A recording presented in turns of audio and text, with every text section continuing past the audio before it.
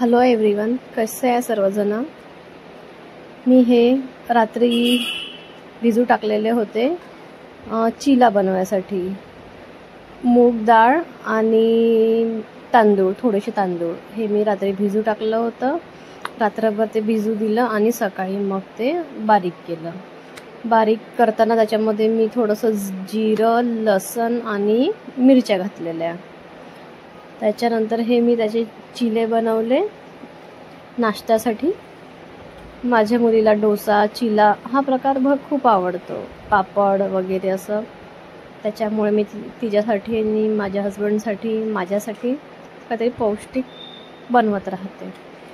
तर मी हे असं बनवलं आणि हे मी नॉनस्टिक पॅनवर नाही बनवलं। मी नॉनस्टिक पॅनचा वापर खूप कमी करते, नाहीच्या बरोबरच करते।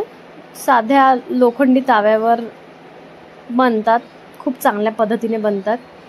तर मी ही प्रोसिजर तुम्हाला दाखवत आहे। सगळ्यात आधी मी तेल लावून घेतलं, त्याच्यानंतर मी हे अशा प्रकारे घातलेलं आहे। मी अन्ना नाही आहे, त्याच्यामुळे थोडं फार होऊन जाते इकडे तिकडे, पण ठीक आहे, चांगलेच बनतात। नॉनस्टिक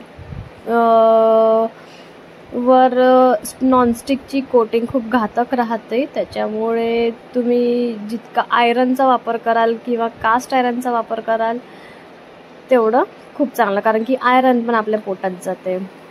तर मी हे अशा प्रकारे मी चिले बनवले डोस्यासारखे, दोन्ही बाजूनी अशी मी हलकंसं दुसऱ्या बाजूनी पण तेल लावून घेतलेलं आहे आणि अशा प्रकारे मी चिले बनवलेले आहे। तुम्ही पण ही रेसिपी ट्राय करून बघा।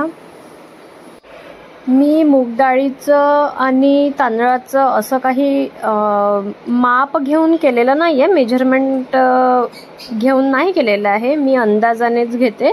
तांदूळ थोडे कमी घेते, मूग डाळ जास्त घेते। छिलटेवाली तुम्ही घेऊ शकता, बिना छिलटेवाली सुद्धा घेऊ शकता, कशीही घेऊ शकता। त्याच्यानंतर मी आज पार्लरला सुट्टी केली होती, कारण की माझ्या मुलीला थोडासा ताप वाटत होता, त्याच्यामुळे मला तिला दवाखान्यात न्यायचं होतं आणि तिच्यासोबत आज राहायचं होतं, तिचा सोबत दिवस स्पेंड करायचा होता, थोडं लक्ष तिच्याकडे द्यायचं होतं। त्याच्यामुळे आज तिला मी पार्लरमध्ये नाही घेऊन गेली। आज मी स्वतः तिच्यासोबत सुट्टी केली, घरीच होती। त्यानंतर तिला बरं वाटायला लागलं, वापस तिची मस्ती सुरू झाली। लहान मुलाला जसं बरं वाटायला लागलं तसंच त्यांचं लगेच मस्ती पण सुरू होऊन जाते, तसंच हिचं पण तसंच आहे।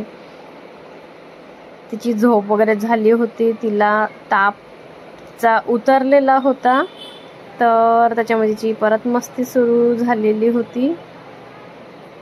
त्याच्यानंतर रात्री तिचं जेवण झाल्यावर बाकीच्यांच्या जेवणामध्ये ती काहीतरी असा घोळ घालत असते।